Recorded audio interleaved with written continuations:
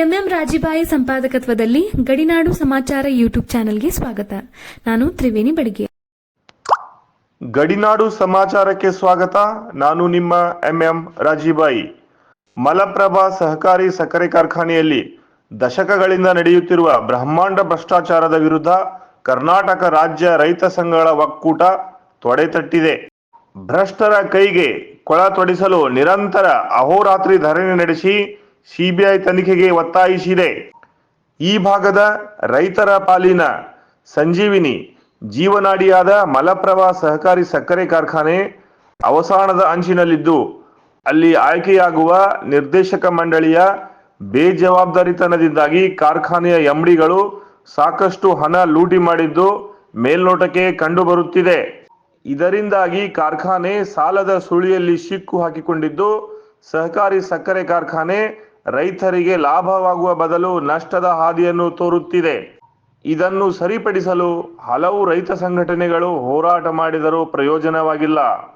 ಈಗ ರೈತ ಸಂಘಗಳ ಮಹಾ ಒಕ್ಕೂಟ ಸಿಬಿಐ ತನಿಖೆಗೆ ಒತ್ತಾಯಿಸುತ್ತಿರುವುದು ಕಾರ್ಖಾನೆಯಲ್ಲಿ ಲೂಟಿ ಮಾಡಿದವರಿಗೆ ನಡುಕುಂಟು ಮಾಡಿದೆ. ಗಡಿನಾಡು ಸಮಾಚಾರದೊಂದಿಗೆ ಒಕ್ಕೂಟದ ರಾಜ್ಯಾಧ್ಯಕ್ಷರಾದ ಬೀರಪ್ಪ ದೇಶನೂರ್ ಮಾತನಾಡಿ, ರೈತರು ಹೋರಾಟಕ್ಕೆ ಕೈಜೋಡಿಸಿದರೆ ನುಂಗಿದ ಅನ್ನವನ್ನು ಕಕ್ಕಿಸದೆ ಬಿಡುವುದಿಲ್ಲ ಎಂದರು. ಹೋರಾಟದ ಮುಂಚೂಣಿ ನಾಯಕರಾದ ಬಸನಗೌಡ ಪಾಟೀಲ್ ಅವರು ಮಾತನಾಡಿ, ನುಂಗನ್ನರು ಸಾಕಷ್ಟು ಹಣವನ್ನು ಕೊಳ್ಳೆ ಹೊಡೆದಿದ್ದಾರೆ. ಆ ಹಣವನ್ನು ಮಲಪ್ರಭಾ ಸಕ್ಕರೆ ಕಾರ್ಖಾನೆಗೆ ಭರಣ ಮಾಡುವವರೆಗೂ ಹೋರಾಟ ನಿಲ್ಲುವುದಿಲ್ಲ ಎಂದರು. ರೈತ ಮುಖಂಡರಾದ ಬಸವರಾಜ್ ಮೊಕಾಶಿ, ರುದ್ರಪ್ಪ ಕೊಡ್ಲಿ, ಸಂಜೀವ್ ತಿಲಗರ್, ಆನಂದಗೌಡ ದಾಸ್ತಿಕೊಪ್, ಉಮೇಶ್ ಸಿದ್ರಾಮಣಿ, ಸುಭಾಷ್ ಕುಲಕರ್ಣಿ, ಶಿವಾನಂದ್ ಜ್ಯೋತಿ, ಶಂಕರ್ ಸುನ್ಗಾರ್, ಈರಣ್ಣ ಅಂಗಡಿ, ಮಹಾಂತೇಶ್ ಗೌರಿ, ಮಹಾಂತೇಶ್ ಕಮತ್, ಗಣೇಶ್ ಎಳಗೇರ್, ಈರಣ್ಣ ಕಟ್ಟಿ, ಅಶೋಕ್ ಚಂದರ್ಗಿ ಇವರು ಭ್ರಷ್ಟರನ್ನು ಸದೆಬಡಿಯುವವರೆಗೂ ಕಂಕಣ ಕಟ್ಟಿ ಹೋರಾಟಕ್ಕೆ ಬೆಂಬಲ ವ್ಯಕ್ತಪಡಿಸಿದ್ದಾರೆ. ಶ್ರೀ ಮಲಪ್ರಭಾ ಸಹಕಾರಿ ಸಕ್ಕರೆ ಕಾರ್ಖಾನೆಯ ವಾರ್ಷಿಕ 2024-25ನೇ ಸಾಲಿನ ವಾರ್ಷಿಕ ಮಹಾಸಭೆಯಲ್ಲಿ ಸಿಬಿಐ ತನಿಖೆಗೆ ಮಾಡಬೇಕೆಂದು ಜನರನ್ನು ಕೇಳಿದಾಗ ಜನರೆಲ್ಲ ಒಪ್ಪಿಗೆ ಸೂಚಿಸಿ ಸರ್ವಾನುಮತದಿಂದ ಠರಾವು ಮಾಡಲಾಯಿತು. ತಪ್ಪಿತಸ್ಥರ ಆಸ್ತಿ ಮುಟ್ಟುಗೋಲು ಹಾಕಿ ಲಪಟಾಯಿಸಿದ ಹಣವನ್ನು ಮರಳಿಸಬೇಕು ಎಂದು ರೈತರು ಒಕ್ಕೊರಲಿನಿಂದ ಒತ್ತಾಯಿಸಿದರು.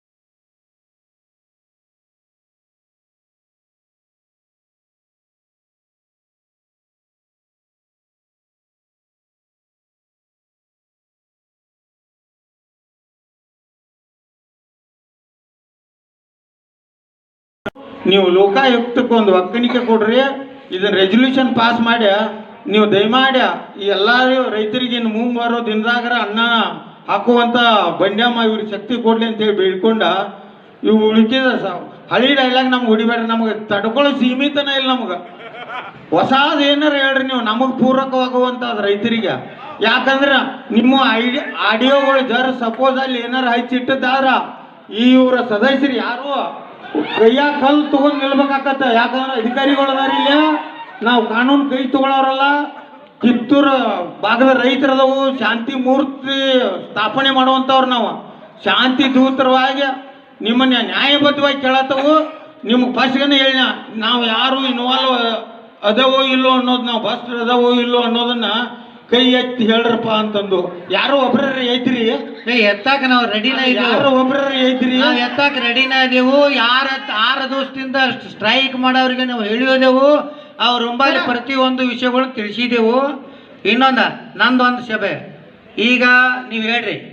ಈ ಕುರಿತು ರೈತ ಹೋರಾಟಗಾರ ಹಬೀಬ್ ಶಿಲ್ಲೇದಾರ್ ಕಾರ್ಖಾನೆಯ ವಾರ್ಷಿಕ ಮಹಾಸಭೆಯಲ್ಲಿ ಮಾತನಾಡಿ, ನಿರ್ದೇಶಕರು ಪರಸ್ಪರ ದೋಷಾರೋಪಣೆ ಮಾಡಿ ರೈತರನ್ನು ದಾರಿ ತಪ್ಪಿಸಿ ಹುಚ್ಚರನ್ನಾಗಿ ಮಾಡುತ್ತಿದ್ದೀರಿ. ಇದನ್ನು ಸರಿಪಡಿಸಬೇಕಾದರೆ ಸಿಬಿಐ ತನಿಖೆಗೆ ನೀಡಿ ಎಂದು ಒತ್ತಾಯಿಸಿದರು. ರೈತರಿಗೆ ಏನೋ ದೊಡ್ಡ ಒಂದು 3,000ಕ್ಕಿಂತ ಹೆಚ್ಚ ಕಬ್ಬಿನ ಬಿಲ್ ಕೊಡ್ತಾರೆ ಅಂತೇಳಿ ಇವ್ರ ಮೇಲೆ ಭರವಸೆ ಇಟ್ಟು ಭರವಸೆ ಒಳಗೆ ಇವ್ರು ಆರಿಸ್ಕೊಡ್ಬೇಕಂದ್ರೆ ನಾವು ಎಲ್ಲ ಕೂಡ ಹೋರಾಟ ಮಾಡಿದ್ವಿ. ಅದಕ್ಕಿಂತ ಮುಂಚೆ ಈ ಕಾರ್ಮಿಕರ ದುಡ್ಡ, ಆಮೇಲೆ ರೈತ ಬಾಂಧವರ ಏನ್ ಬಿಲ್ ಬಾಕಿ, ಕಿತ್ತೂರಿನ ಕಲ್ಮಠ ಅಜ್ಜವ್ರನ್ನ, ಚಿಂಕಿ ಅಜ್ಜವ್ರನ್ನ ಎಲ್ಲ ಹೋರಾಟ ಕರ್ಕೊಂಡ್ ಬಂದ ನೀವೇನ ದಾಟಿ ಹೋಗ್ತಿಲ್ಲ ನಿಮ್ಮ ಆಫೀಸ್ ಅಂತೇಳಿ ಮಠಾಧೀಶರು ಬಂದ ರೈತ ಬಾಂಧವರ ಪರವಾಗಿ, ಕಾರ್ಮಿಕರ ಪರವಾಗಿ ಹೋರಾಟ ಮಾಡಿದ್ವಿ. ಆ ಹೋರಾಟಕ್ಕ ನಾನ್ ನಿಂತ್ಕೊಂಡ ಬಂಡ್ಯಾಮ ತಾಯಿಯ ಆಣಿ ಈ ಫ್ಯಾಕ್ಟ್ರಿನ ಉಳಿಸ್ತೇನೆ ಅಂತೇಳಿ ಮಾನ್ಯ ಒಂದು ಕಮಿಟಿ ಬಂತು. ಬಂದ ಮೇಲೆ ಅವ್ರ ಮಣಿಯಿಂದ ರೊಕ್ಕ ತಂದು ಉಳಿಸ್ಯಾರೋ ಬಿಟ್ಟಾರೋ ನನಗೆ ಗೊತ್ತಿಲ್ಲ.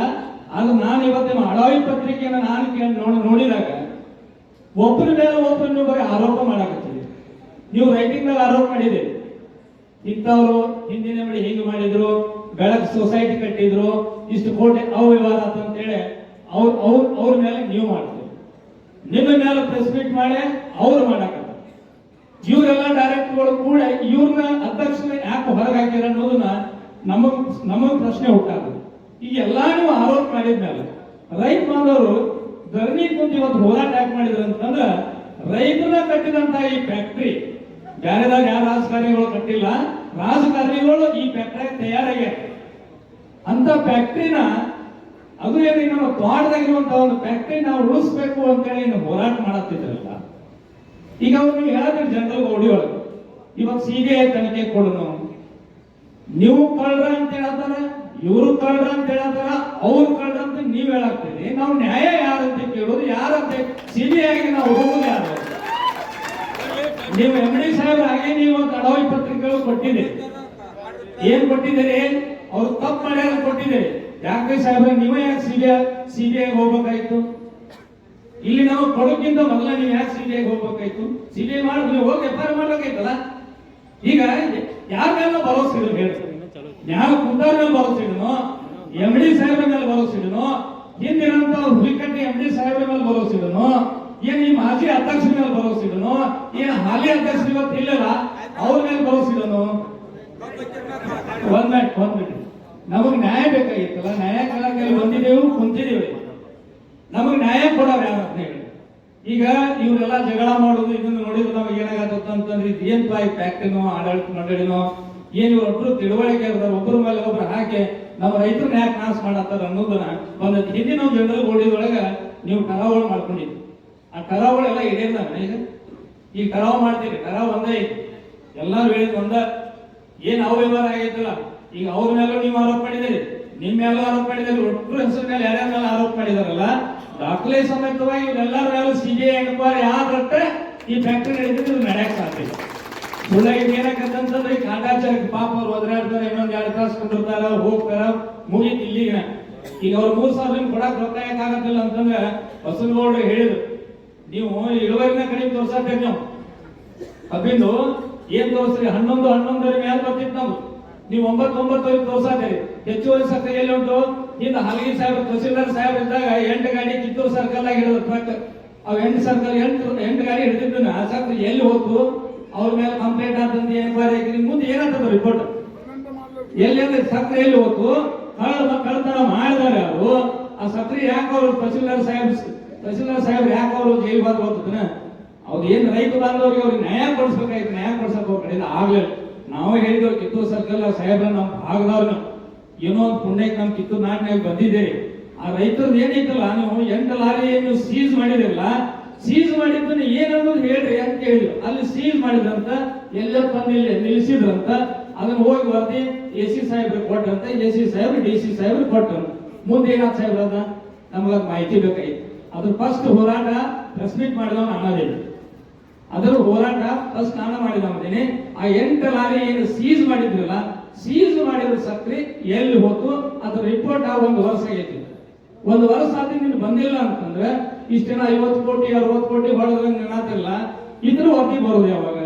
ಈಗ ಮೀನಾಕ್ಷಿ ಮೇಡಮ್ ಅವರು ಒಪ್ಪಂಡಾಗ ಎಲ್ಲ ಹೇಳಿದ್ರು, ಇವ್ರ ವಿರುದ್ಧ ಏನೋ ಹೋರಾಟ ಮಾಡಿದ್ರಂತ, ಮಂತ್ರಿ ಹೇಳಿದ್ರಂತ, ಅದನ್ನ ಹೇಳಿದ್ರಂತ, ನೀವ್ ಏನೇನ್ ಮಾಡಿದ್ರಂತ ನೀನ್ ರೈತರು ಮಾತಾಡೋದು ಬೇಡ.